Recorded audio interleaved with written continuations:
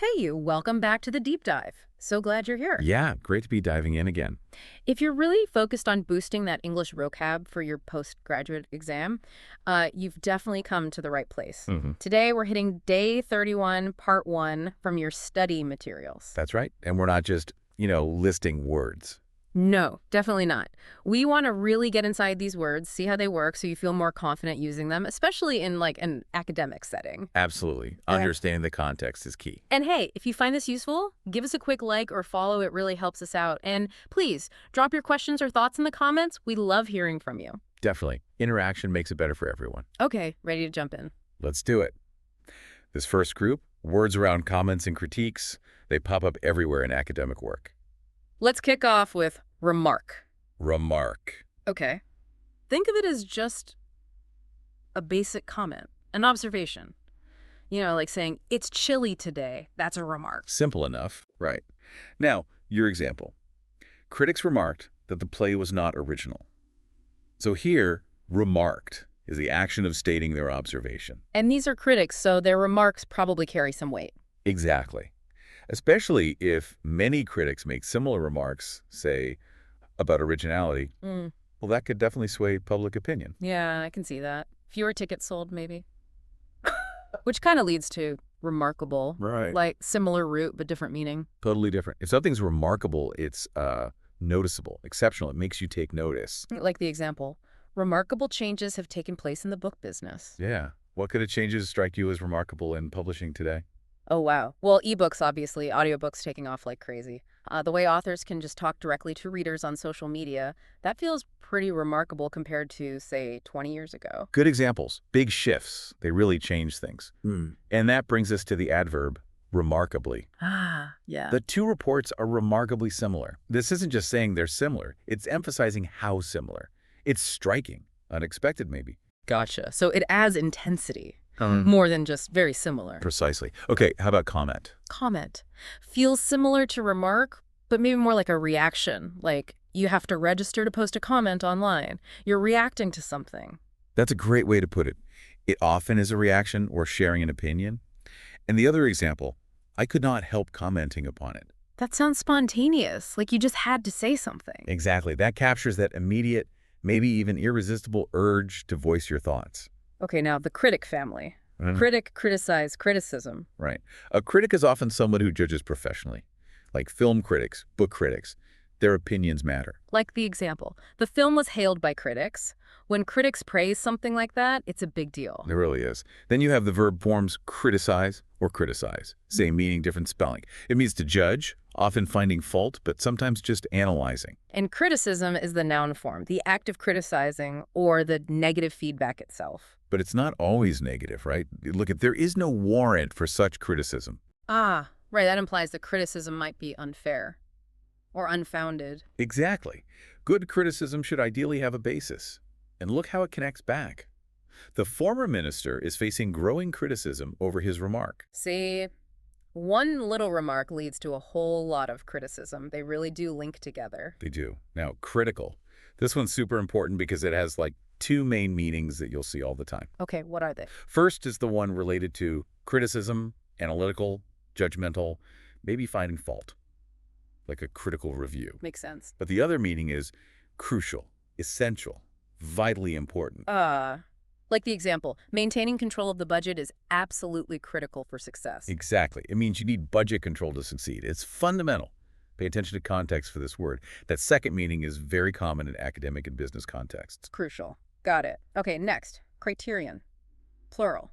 Criteria. Right. A criterion is basically a standard for judgment, a benchmark. Like, she failed to meet the strict selection criteria. So there were specific standards, maybe qualifications she didn't meet, like for a job or university admission. Perfect example. Universities definitely use selection criteria. Now let's link this to that true exam sentence you mentioned. The one about historians.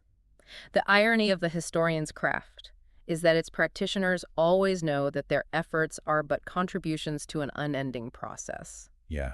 Think about criterion there.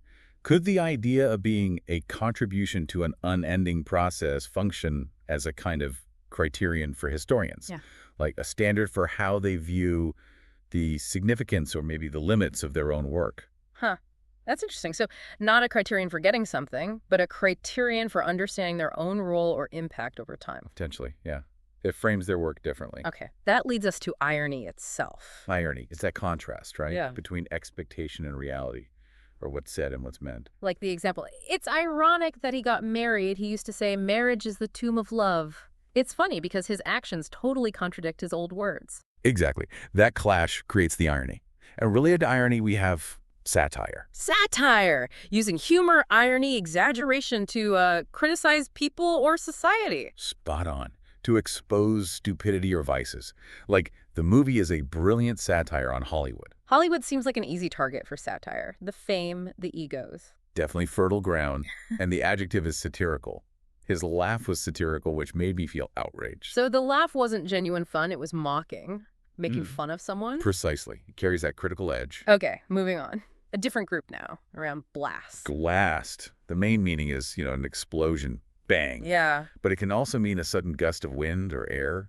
A blast of hot air came from the furnace. You can almost feel that sudden rush of heat. Yeah, like opening an oven. And the verb, the rock has been blasted. That's the explosion meaning, again, used practically. Exactly. Using explosives to clear a path. Okay. Then elastic. Elastic. Noun is easy, like a rubber band. Right. The adjective means it can stretch and snap back. Rubber is an elastic material. Simple. But it's used figuratively, too. The example. The new policy was sufficiently elastic to accommodate both views. Yeah, that's the interesting bit. It means the policy wasn't rigid. It was flexible, adaptable. It could stretch, metaphorically speaking, to cover different opinions. Adaptable. That makes sense. Which leads right into flexible. It does. Flexible means easily bent or adaptable, like the advice. You need to be more flexible and imaginative in your approach. Good advice for studying, actually. Huh. Probably true. Don't get stuck in one way of thinking. Okay, reflect. Reflect. Literal meaning first. Bouncing back. Light off a mirror, sound off a wall. This material absorbs the sound and doesn't reflect it. Okay. Physical reflection. Then there's the meaning of showing or representing something, like a mirror reflects your image, or the example, your clothes are often a reflection of your personality. They show something about you. Right, like mirroring something. Exactly. And the third key meaning, thinking deeply. Pondering. William had little time to reflect upon these episodes. He didn't have time for serious thought about them. So bouncing back physically, representing something, and thinking deeply. Got it. And reflection is the noun for all those. You got it. Now plastic. Plastic, the material, obviously. The pipes should be made of plastic. Easy. Yeah, and sometimes informally people refer to credit cards as plastic. Oh, right. Paying with plastic. Exactly. Okay, next group, centered on mirror. Mirror.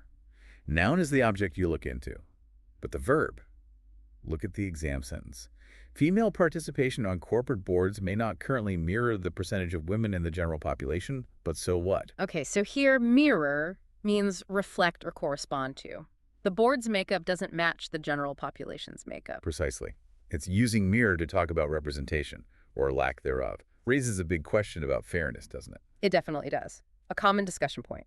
Then we have miracle. Miracle. Usually something amazing, maybe unexplainable by science, often seen as divine, or just something very surprising and welcome. Like, the letter's survival is something of a minor miracle. Maybe it went through a fire or a flood. Could be.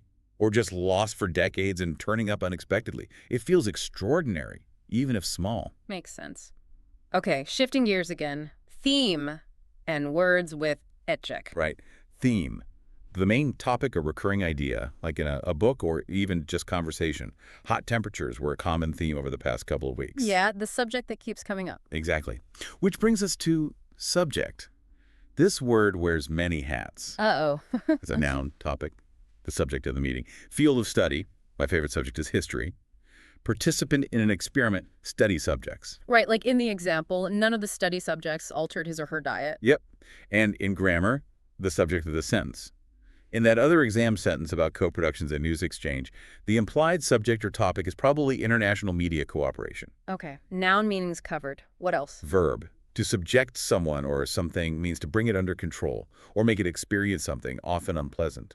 All nuclear installations are subject to international safeguards. They must undergo safeguards. Okay, that's a key meaning, to be liable to something. Right. And then the adjective subject to means likely to be affected by or dependent on. Flights are subject to delay. Okay, that's a lot for one word. And subjective comes from this. It does. Subjective means based on personal feelings, tastes, opinions, not objective facts. Like the example, taste is such a subjective matter. Yeah, totally personal. What one person loves, another hates. Exactly. Now contrast that with object. Object. Noun is just a thing, right? A physical item. Yep. But the verb to object means to disagree, to protest. Members of the council strongly objected to plans to sell off the land.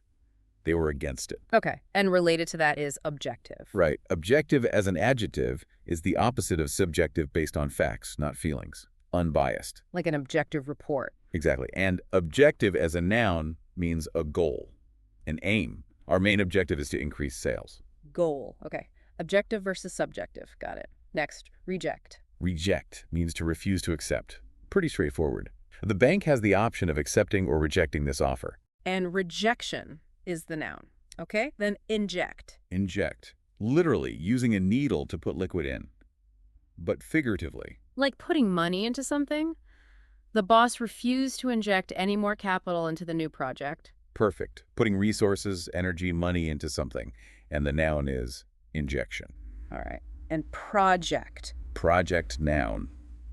A planned piece of work. A construction project. Verb can mean to plan or estimate for the future, projected sales, or to throw something forward, project your voice. Okay, that's the project family done. Now, lexic words, like sufficient. Right. Sufficient means enough, adequate. He does not have sufficient data. Means he needs more data. Or, our budget is hardly sufficient to pay people, meaning the budget is too small. Exactly. And the verb is suffice, to be enough. No words will suffice to convey my grief. Words are enough. That's quite poetic. Okay, the opposite of sufficient. Would be deficient, lacking something. Their food is deficient in iron, not enough iron. Deficiency is the noun. Makes sense. And shortage. Shortage also means a lack, an insufficient amount. There's no shortage of things to do in the town. Ah, the double negative again.